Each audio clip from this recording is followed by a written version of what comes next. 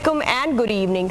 Viewers, fourth generation war is essentially a civilian non-military doctrine which is characterized by attack on ideology, culture and social values, small combat actions by non-state actors, media and information warfare and psychological operations. Many questions arises in this situation today. A nuclear-armed nation is in a state of collapse. Is Pakistan under a massive fourth generation war which is triggering a rapid collapse of the state into a failed dysfunctional country like Somalia?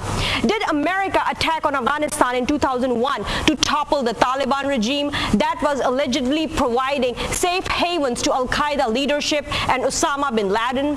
Starting fourth generation war on Pakistan soil, is this the real aim of America? Was not to eliminate terrorism while it attacked Afghanistan, but it was to create a foothold from where they could control the politics and economy of the whole region.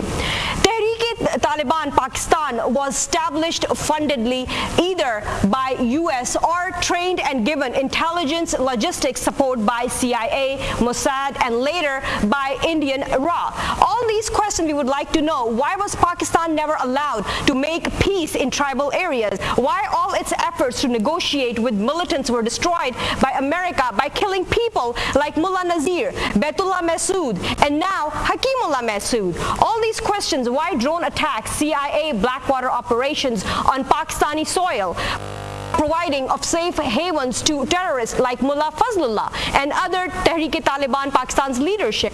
And the big question is that what is the future of Pakistan and what would be the options for Pakistan in this fourth generation war scenario?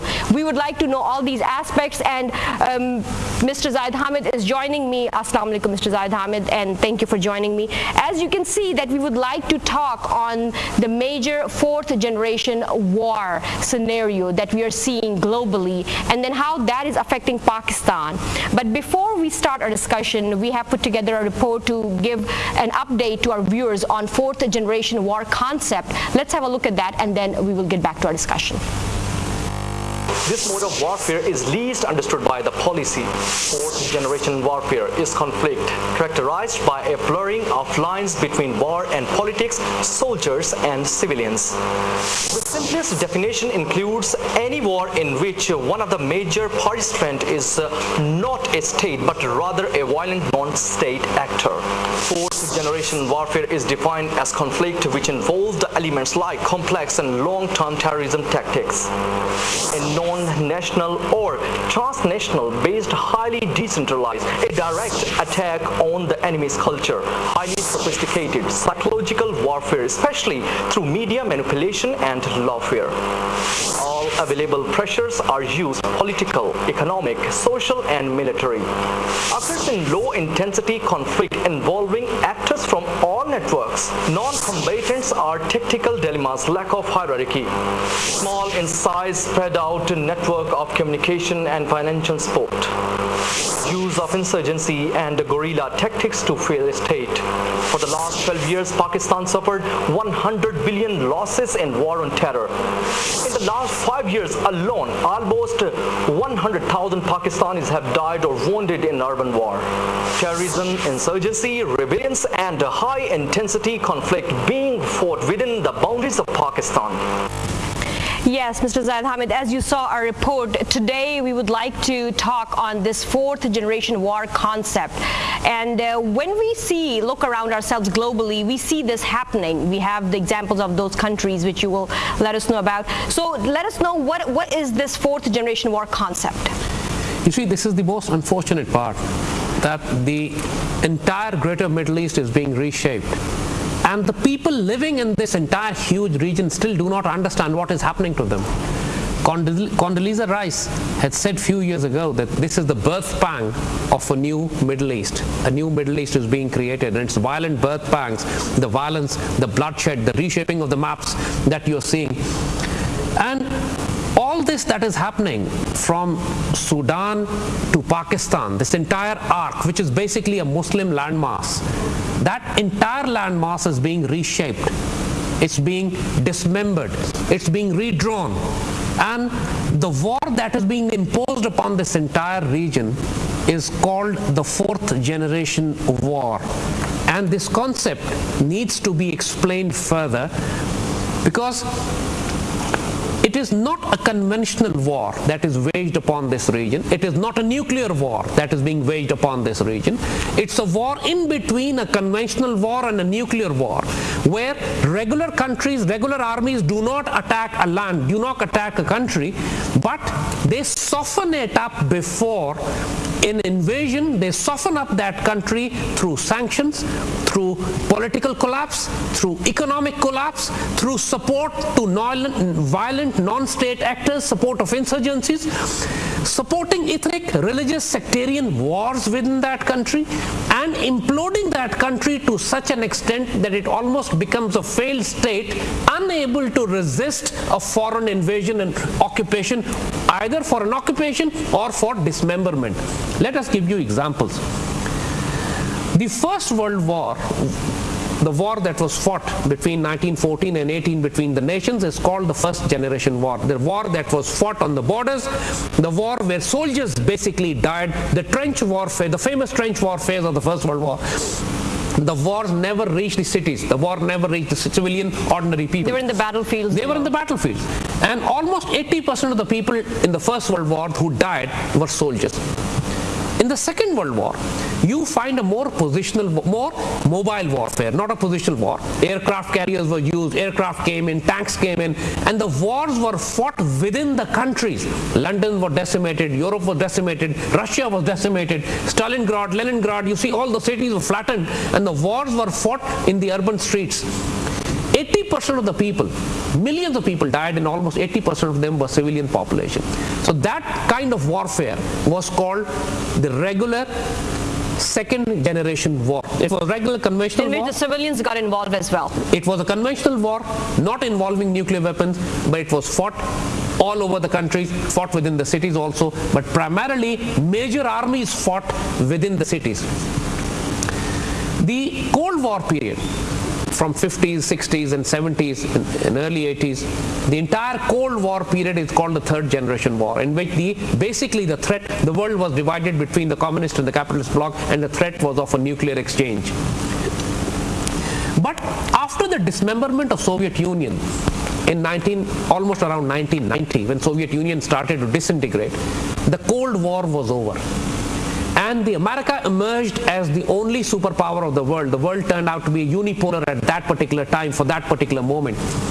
And Americans exploited that opportunity by deciding that they are going to reshape the world. They had the opportunity. Soviet Union was destroyed. They were still licking their wounds. They were still trying to stand up on their feet. But at that time, America had the entire world at their disposal. So the first invasion that they did was on Iraq. It was a high-intensity invasion, but Iraq was not decimated. But what the Americans did was, they imposed a sanction, an embargo on Iraq for the next 12 years almost. And that embargo was meant to destroy and weaken Iraq, prepare it for a final annihilation, which came in 2004. For the next 12 years, since 1991-92 till 2004, America did not invade Iraq. They only enforced no-fly zone, enforced sanctions, economic blockade, no trade. They were not allowing any development into Iraq. They imploded, slowly worked, supporting insurgencies in Iraq, Shia insurgency, Kurd insurgency. They were actually creating militant groups, various kind of insurgencies. And in 2004, when finally America decided to invade Iraq, we know the results. It's all history now, that Iraq could not resist. Occupied, insurgencies erupted. Now Kurdistan is separate, Shia Iraq is separate, Sunni Iraq is almost annihilated. Americans took over, and now Iraq is almost a failed, dysfunctional, decimated state. Almost, even when the war is finished now, there's There is no active resistance going on. Still, almost 1,000 people a month are dying senselessly in car bombings. Let me ask you this, Mr. Zahid Hamid, before we proceed further, that this fourth generation war concept, is it only for the Muslim countries alone? I'm coming to that. Other countries are also threatened with exactly, this concept? I'm coming to that. So in 91, they started off this concept in the Middle East by first invading Iraq. But simultaneously, they were deploying this concept in Europe also. Yugoslavia was the only large European country which was pro-Soviet, pro-Russia at that time. And Americans decided, NATO decided, they cannot have a pro-Russian country in the middle of European heartland. So Yugoslavia had to be dismembered. But remember one thing, nobody invaded Yugoslavia. How do you dismember a country which has fifth largest army in the world? And still you don't want to attack it with either with conventional weapons or with nuclear weapons. So how do you do that? This is exactly where the first major deployment, active deployment of fourth generation war took place in the heartland of Europe, when NATO and Americans and CIA started to support ethnic and religious groups based on various provinces of Yugoslavia. Croatia was supported, Bosnia was supported, Montenegro, Kosovo, while Serbia was being supported by the Russians, which was trying to keep the Yugoslavia united. And you know the result between 92 and 95, genocide took place in Yugoslavia.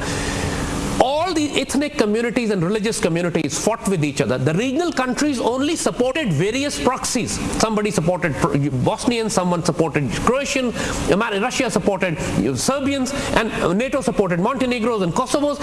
And when the war decimated Yugoslavia completely, the entire Yugoslavia was literally flattened, then in the end NATO got involved, used brutal force, precision force, moved in with airstrikes, separated the combatants, and forced out a peace agreement called the Dayton Peace Agreement, and which basically dismembered Yugoslavia into 5 or 6 countries as you see today. So this was the most classic example of an active deployment of fourth generation war, where you destroy countries without getting involved militarily from the beginning, but only move in the end through precision strikes to separate the combatants and basically dismembering the countries, reshaping the maps. The map of the Europe was also reshaped between 92 and 96 using this fourth generation war doctrine, using economic collapse in Yugoslavia, using the media warfare, fueling the ethnic religious hatred, supporting the proxy groups. Result, within 3 years, the fifth largest country of army of the world were disintegrated, could not keep their country together. So this is an active example that you have in Europe also. So then when we look closer and we see Israel and we look around the countries, all the states that are surrounding Israel, they look like in a mess. We have the example of Lebanon, we have the example of Syria, Egypt, whatever states are surrounding closely to Israel, they are in a state of headless states. What do you think, that do they not want any strong Muslim factor around Israel? Is that the main reason? This is precisely the point. As we said, after the Soviet Union was destroyed, America emerged as the sole power, and they saw this window. They knew that within next 20 years or so, Russia will emerge again. So the window that they had, the next 20 years, they had to reshape. They had to do whatever they wanted to do in the greater Middle East. Isn't Russia already emerging again? Now, the way it supported Syria against the US military strike? Americans probably gave themselves 20 years. They knew within 20 years, Russia will rise again. But before that, they needed to. Americans wanted to grab all the land and territory, reshape the Middle East as they wanted. And they, after Yugoslavia, they immediately, within few years, you saw them moving into Afghanistan in 2001. Afghanistan was never the objective. All this war, that the reshaping of the Middle East is taking place, only an insane man would believe America is doing this for Al-Qaeda, or America is doing this for weapons of mass destruction, or weapons of chemical weapons in Syria, as they are saying it. The disinformation. So then what about 9/11? Who operated 9/11? You see, again, it's an old debate now, but the point is that who was the beneficiary of 9/11? Definitely not Muslims, definitely not Muslim countries. The only beneficiary of 9/11 was the CIA, were the Americans, were the Israelis, who actually used the context, who used the example of or the incident of 9/11 to deploy their fourth generation war within the entire Muslim heartland. The Iraqi weapons of mass destruction propaganda, you remember that very well. The Americans, before they invaded, they launched massive psyops in the world, information war. The weapons of mass deception were launched to create a perception that Iraq has weapons of mass destruction. That's how it was. And this was the media information warfare axis. The fourth generation war cannot be fought without a most massive, most powerful disinformation, psychological warfare, information warfare propaganda machine, which the Americans have in the form of CNN, in the form of Fox, in the form of BBC, in the form of all the media empires that they have built around the world, where they are even investing into the local medias of the target countries. Like in Pakistan, for example, in 2001, when they invaded Afghanistan, Afghanistan has nothing. Afghanistan had no strategic leverage for them other than the fact that it brought the US and the American forces in closest proximity to Pakistan and Iran. And Pakistan, by that time, was an Islamic nuclear armed weapon state. Americans and Israelis would never allow any Muslim country. That's a red line they could not allow any Muslim country to cross. Pakistan crossed that red line without their permission. Without their permission, and became a nuclear armed weapon state. We exploited the American weakness during the Soviet war. While they were dependent upon us to fight the Soviets in Afghanistan, we exploited that US vulnerability and weakness to emerge as a nuclear weapon state. But since then, since 1990, Americans had imposed embargo on Pakistan, sanctions on Pakistan, because we had made nuclear weapons. In 1998, when we exploded our nuclear device, then of course the entire world was alarmed. The Americans had made it a point that even now, even the red line, the second red line has also been crossed, and Pakistan's nuclear weapons need to be taken away. So in 2001, they come into Afghanistan using the pretext of 9/11. They come into Afghanistan, but instantly what the Americans started to do was they started to create insurgent, terrorist, non-state violent actor group, militant groups inside Pakistan, like Tehreek-e-Taliban Pakistan, Balochistan Liberation Army, and the militant groups in Karachi. Mr. Zahid Hamid, we have to take a break here. We have arrived to the conclusion of how this fourth generation war, which we were seeing happening globally, has arrived in Pakistan. We will talk on this more. Stay with us. We'll be right back after a short break.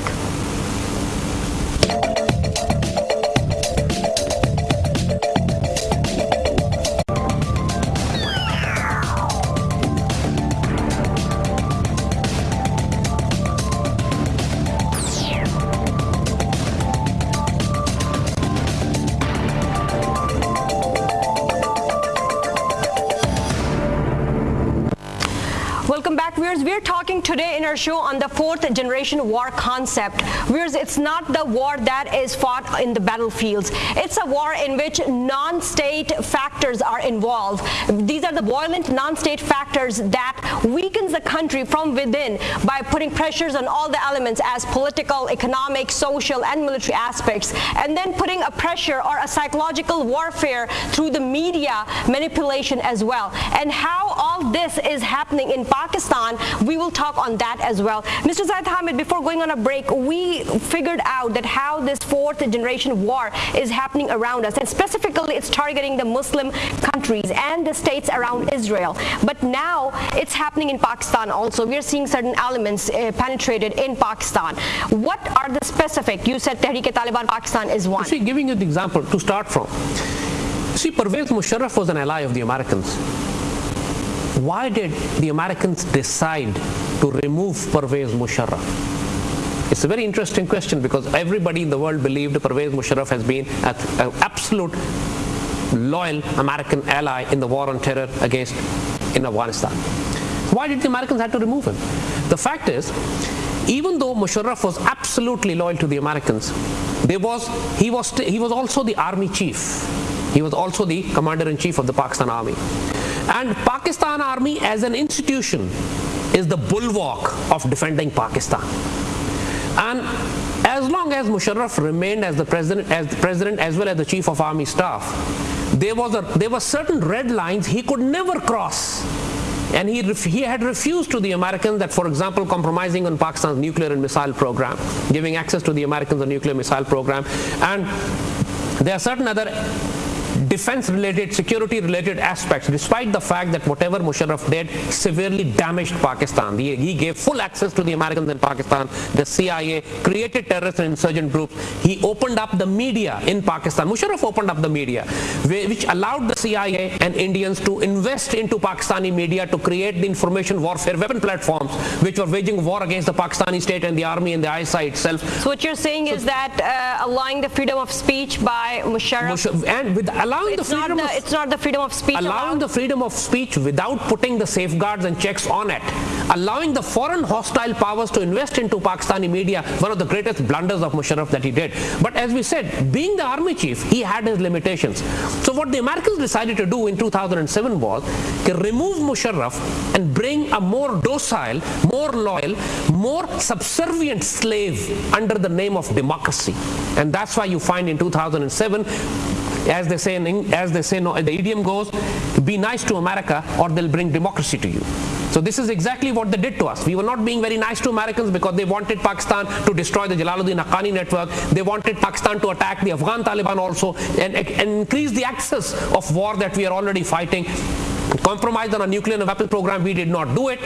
So they brought in democracy. Let me put this together. What you're trying to say here is that Musharraf was not cooperative with US as much as the democratic government. Musharraf wanted on so many things. He could not do it because he was the commander of the army as well, and army did not wanted those things to happen. For example, Musharraf honestly wanted to recognize Israel. He really strongly tried very hard to recognize the state of Israel.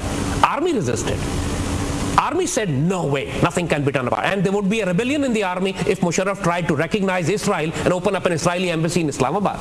So these were the things which even Musharraf could not do. So you think now these democratic governments will open up the embassy of Israel? That was not important. See, they tried at that time, but then again the priorities changed. What Americans felt, Israelis felt, is that bringing in people like Zardari, they could bring about a more urgent collapse of Pakistan. They could bring about a more ready collapse of Pakistan through a total economic failure, bad governance, mismanagement, corruption, financial embezzlement.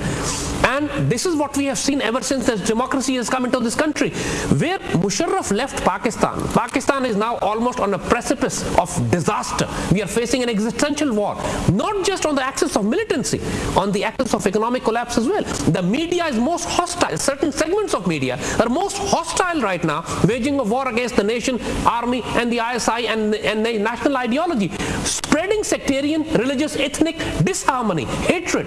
So basically what they are doing is, through the information war, through the media war, through the economic collapse. Mr. Zahid Hamid, let me just put these things together that you're saying it out. That is media spreading the ethnic and sectarian killings. That's what you just said. This is what I'm saying is that the fourth generation war is a holistic war which has a militant arm, which has an information warfare arm, which have a judicial arm, which have a political arm. And we are seeing that all these arms are being simultaneously deployed against Pakistan right now. And they are being deployed under the facade of democracy. Ever since this democracy has come into Pakistan in the last 6 years, our collapse has accelerated. This democracy has not saved Pakistan or benefited Pakistan. We are almost on the verge of becoming a failed state. And once you declare Pakistan a failed state, then the global perception would be built like they're building today in Syria, that Syrian chemical weapons are, Syria is using chemical weapons, or they built against Iraq that they had weapons of mass destruction. Now they're already building a global perception that Pakistan's nuclear weapons are about to fall into the hands of the terrorists. So Pakistan's nuclear weapons should be taken away. That's the ultimate objective. You see, the problem with Yugoslavia was that Yugoslavia was not a nuclear armed state. And they could actually wage a massive war on Yugoslavia, dismember it without worrying that who would control the nuclear weapons. But in Pakistan, they can't do that. We have the hundreds of warheads. They're spread all over the country. They're controlled by the army.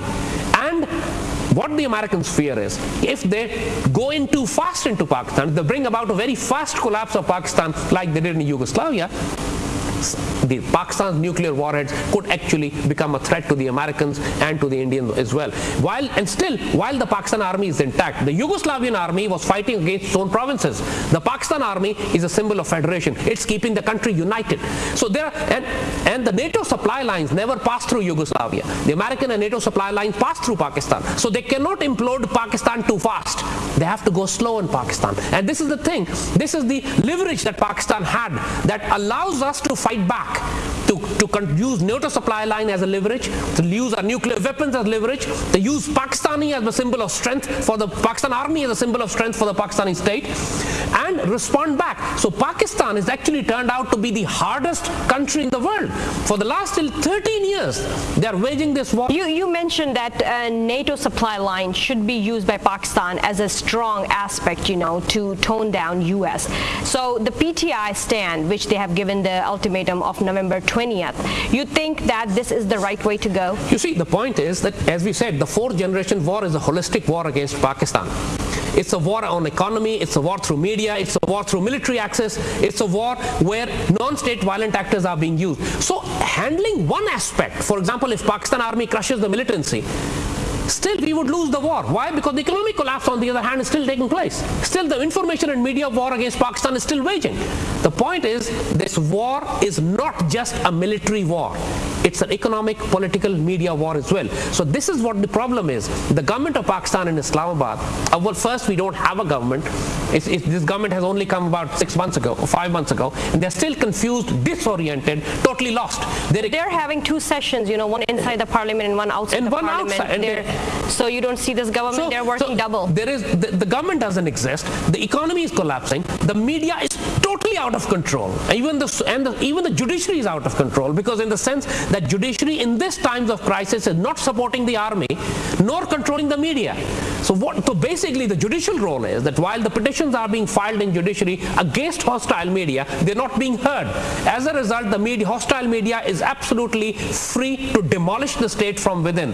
So this is the crisis. So even if you stop the NATO supplies today, the point is that stoppage of NATO supplies has to be backed up by solid moves to silence the hostile media and recover the economy. What solid moves should be backed, in the NATO supply closing? To start with, you see, the point is that Pakistani state has to come together. All the elements of Pakistani state, the government, the parliament, the cabinet, the judiciary, the media, and the army, they have to sit together, form a united and very strong policy that it is the presence of the foreign forces in Afghanistan which is actually bringing about this massive violence inside the state.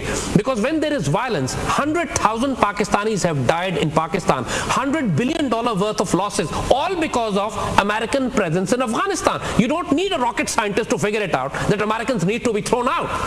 You don't need a rocket scientist to figure out that it is the American presence in Afghanistan which is imploding Pakistan from within.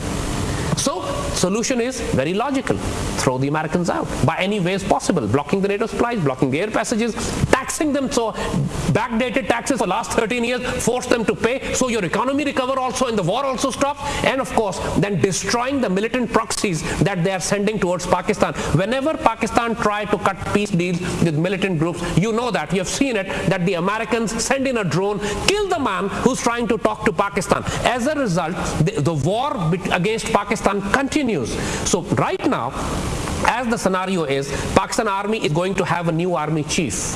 So the entire responsibility of defending Pakistan is going to fall on the shoulders of the next army chief. And if he is a weak man, he will not be able to handle this war, which is now annihilating the country on the militant axis.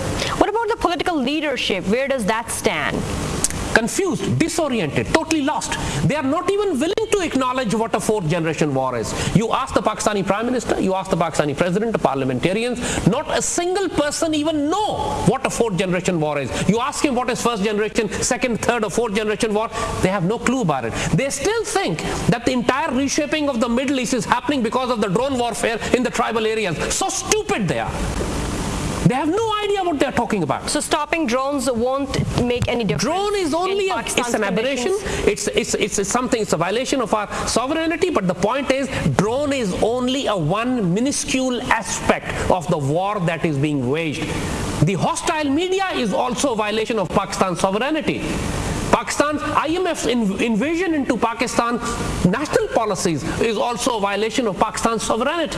The support to insurgent groups, the terrorist groups by India and RAW and CIA is also a violation of Pakistan's sovereignty. Not just drone. Drone is only a minuscule aspect. Like you said, that insurgency of RAW, CIA inside Pakistan, but doesn't that show the lack of responsibility on the intelligence agencies' behalf as well?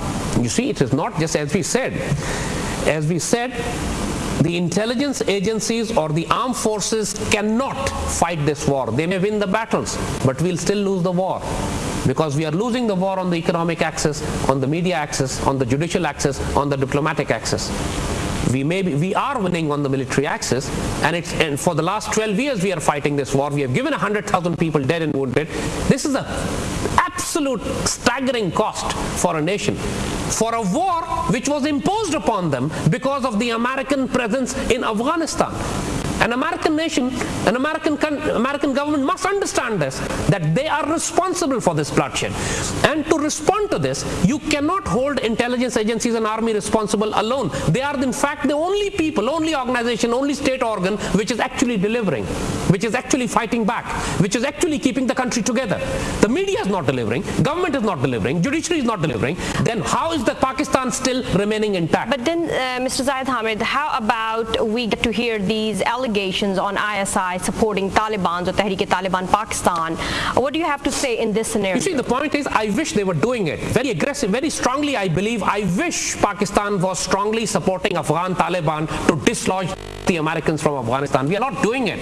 We are only taking losses. Pakistan is being graded, Pakistan is being projected in the world, again through weapons of mass deception, through PSYOP as the epicenter of terror. Any support from ISI towards TTP as we hear these allegations from the other end? Towards Pakistan army support to TTP is an unthinkable option. I mean, 35,000 Pakistan army troops and men and officers have died at the hands of TTP. How could army be supporting them? How could ISI be supporting them? Every office of ISI from Peshawar to Multan has been bombed. Hundreds of officers have been dead and wounded all over the country. How could ISI be accused not even an insane man would accuse ISI of supporting TTP. The point is, Americans have been accusing us of supporting Jalaluddin Haqqani, the Afghan Taliban. Americans have been accusing us of supporting Hikmatyar or Mullah Umar's group.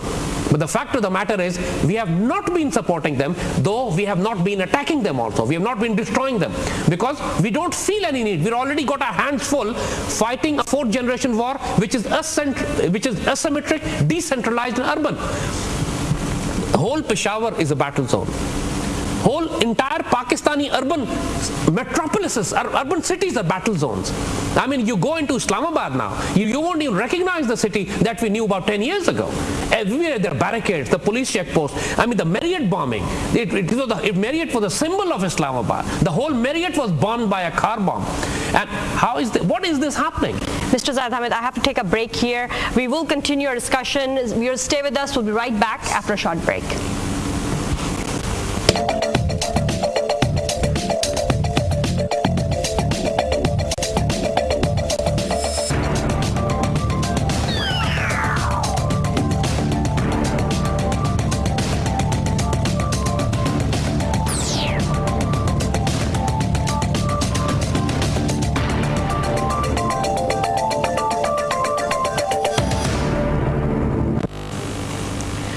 Welcome back, viewers. We're talking on the fourth generation war concept today. We would like to know that is Pakistan under a massive fourth generation war threat, which is triggering a rapid collapse of the state into a failed, dysfunctional country?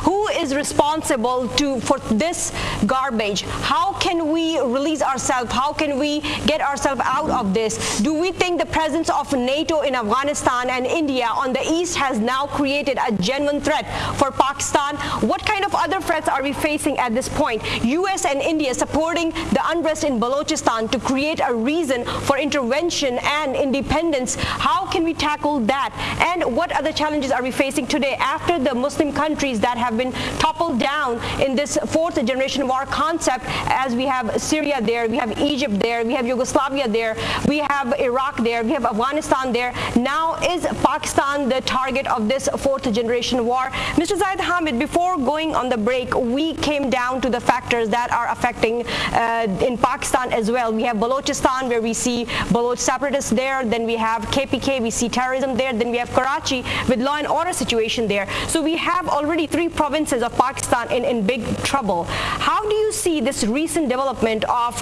the death of Hakimullah Mahsood and then the new appointment of the Tehreek-e-Taliban Pakistan, Fazlullah, as the new leader of TTP? See, this is exactly what we are saying, that Americans will never allow that war on the western front of Pakistan should subside. RAW would also do the same, because never in Pakistan's entire history, we never had our troops on the western border. We always had our entire strength facing the Indians. So what the Indians have done is they've exploited the American presence in Afghanistan to send in insurgencies into Pakistan. So now Pakistan has to withdraw hundreds of thousands of its troops from the western border towards the east. And now the western borders stand exposed. And the objective is that once the internal collapse crosses a certain red line, the Indians would roll into Pakistan under the military doctrine of cold start. They have actually developed a military doctrine which says they will enter into Pakistan from 12 different places, for example, without warning. That's why it's called cold start. There will be no warning. They will just roll into Pakistan for a mopping up operation, for a cleaning up operation, where Pakistan Army would be involved in decentralized urban war, fighting in the urban centers or fighting the local terrorists. So whenever Pakistan tries to cut a peace deal on the west, the CIA moves in to support the RAW, Indian intelligence, and they assassinate the tribal leader or the militant who was actually waging a war against Pakistan. Exactly last week also Americans did exactly the same when Hakimullah Mahsood was assassinated, and now his successor, Mullah Fazlullah, is a hardcore, known anti-Pakistan, anti-army, pro-India RAW asset. So now there is absolutely no chance of any peace deal between Pakistan and Tehreek-e-Taliban Pakistan. And now Pakistan Army will have to fight a bloody war, because what the TTP has said is, the new chief, what he has threatened is, and Pakistan intelligence agencies have also reported that now TTP is going to target the leadership of Pakistan. Nawaz Sharif, his brother Shehbaz Sharif, their families, they will be targeted also, because now they want to bring about a collapse of the Pakistani state rapidly. Mr. Zahid Hamid, now that we know for sure that Fazlullah has refused to do any peace talks, so what should be the frame now of Pakistan Army, Pakistan government? How can they be on the same platform against Tehreek-e-Taliban Pakistan? Nawaz Sharif must understand now that the peace deals have been killed not by Pakistan but by CIA. CIA drones have assassinated everybody whom Pakistan have tried to contact for cutting a peace deal on the western border. So now Nawaz Sharif must realize that Americans have betrayed him. And the only hope for Nawaz Sharif is to rely upon the army and the nation. Nation have to be brought together on one unified platform, that we have no other option but to fight. And then he must strengthen Pakistan Army. Now the greatest decision of Pakistan national security rests on Nawaz Sharif's shoulders, that when he has to appoint the next army chief. And now he should keep this in mind, that next army chief will have to fight a long, bloody, dirty war. And if he appoints somebody who has no experience of war, then Nawaz Sharif must be very sure that his family would be the first to be killed by TTP. If he wants Pakistan to be defended, his government to be defended, his family to be defended, he must appoint a strong army chief who can fight TTP. TTP. So now that we know for sure that Fazlullah has refused for any peace talks, what would be their plan to move further? What are they thinking right now? Fazlullah is the man who had assassinated the army general in Swat, General Ahsanullah. About last month he assassinated him. And Fazlullah has track record in Swat, because he was the one, if lots of people don't know his background, but Fazlullah was the head of TTP in the entire Swat Valley, where Pakistan Army had to conduct a massive operation few years back to liberate the entire valley. Almost 3 million people had to migrate out of the valley. Pakistan Army moved in, cleaned up the area, and Fazlullah escaped to Afghanistan under the protection of Afghan National Army and RAW, as well as CIA. And he remained, since that time, for last 2-3 years, he's still in Afghanistan, protected by NATO, protected by CIA, protected by RAW. And now his training areas, his bases, his weapon supplies are in Afghanistan. So while Pakistan Army and the political leadership should gear up for a long and bloody war. As long as Fazlullah is protected in Afghanistan, this war will continue. And multiple access response will have to be built.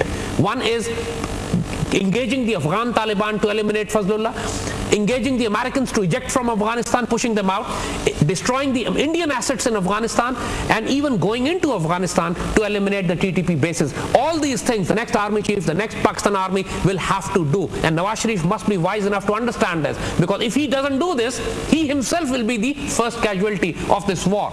Because the objective of this war the objective of this war is only to create anarchy in Pakistan, make Pakistan a failed state. And to nuclear weapons. To create a failed state, failed politics, failed economy, failed security situation, so that the world perception can be built that Pakistan nuclear program or nuclear weapons are going to fall into the hands of the terrorists. So Nawaz's own survival depends on having a strong army. That's the only line of defense he has. If he goofs up, if he blunders on appointing the correct army chief, he's finished. He's a dead man. Now, let me just connect some few dots here, Mr. Zahid Hamid, as we are seeing things happening, that Hakimullah Mahsood was eliminated because he was inclined towards having a peace talk with Pakistan. Now we see Fazlullah as the new leader of TTP, and he has refused to do any kind of peace talks. So that means TTP is openly challenging Pakistan now.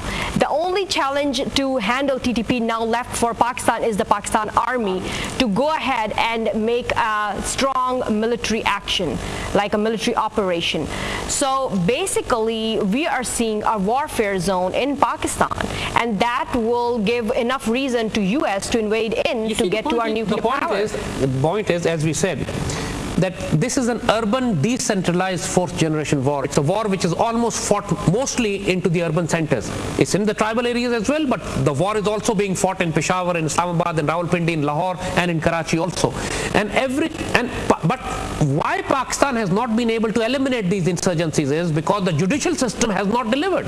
So this is now the responsibility of the Nawaz Sharif government also to make judiciary deliver its constitutional duties of punishing the terrorists. But Nawaz Sharif government have put an embargo on death sentence. The judiciary is not convicting the terrorists, and even the hostile media, when the cases are being filed against media which is waging the perception war, information war, judiciary is refusing to listen to the cases, because even major elements, certain elements of judiciary are also involved in this fourth generation war, in bringing about the state collapse. So the holistic strategy has to be built, because this war that you are seeing now against Pakistan is now going on for the last 13 years.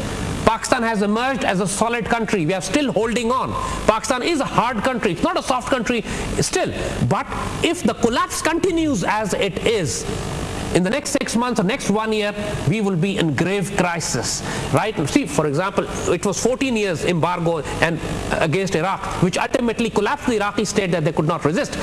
Whatever they're doing to Pakistan, then everything would now rest on how Nawaz Sharif behaves from here. His entire efforts of engaging the TTP have been destroyed by CIA. Now what option does Nawaz Sharif have? Keep engaging the TTP which doesn't want to talk? Or strengthen his Pakistan army, unite the nations, bring a consensus that now we have to fight. And if at least the military axis, if he can eliminate, then the economy and then the rest of the aspects can also be recovered. Judiciary has to be strengthened, terrorists have to be eliminated, corruption has to be stopped, and when you deploy the national unity has to be strengthened, ideology has to be strengthened. When you do these steps, you destroy the fourth generation war, because 90% of this war is non-military. It's economic, it's judicial, it's political, it's media. Only the 10% of it is military axis, which is of course bloody, but still only an aspect, only a segment of the larger fourth generation war.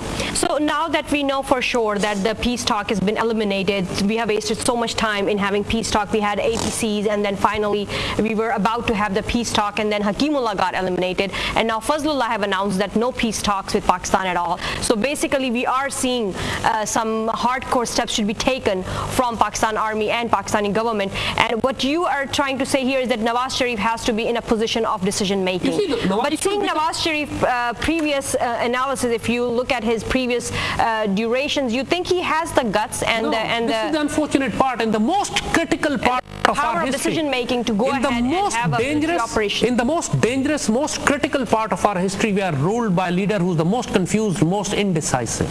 And this is the unfortunate part. He should have known by now that Americans don't want peace in Pakistan. But then why don't we see just the least interference of TTP in Punjab as a province of Punjab? How come they have maintained the province of Punjab away from TTP's? You see, in the past, Nawaz Sharif has been one of the greatest supporters of TTP. He's been talking that army operations should be stopped against them, they should be protected, we should engage them, we should talk to them, despite the fact that they have killed 100,000 Pakistanis. Again, completely wrong strategies. But he has been giving out signals that he has a soft corner for TTP. And ever since he has come into power, though, we are seeing a single focused agenda that we must engage TTP and all army operations must be stopped against them. But now he should realize it's not the Pakistan army which has destroyed the peace efforts, it's the CIA. And he should talk to CIA. He should understand this, that the Americans and the CIA are betraying him. Americans and CIA want Pakistan to be destroyed. It's the Americans and CIA and RAW who do not want war to be stopped.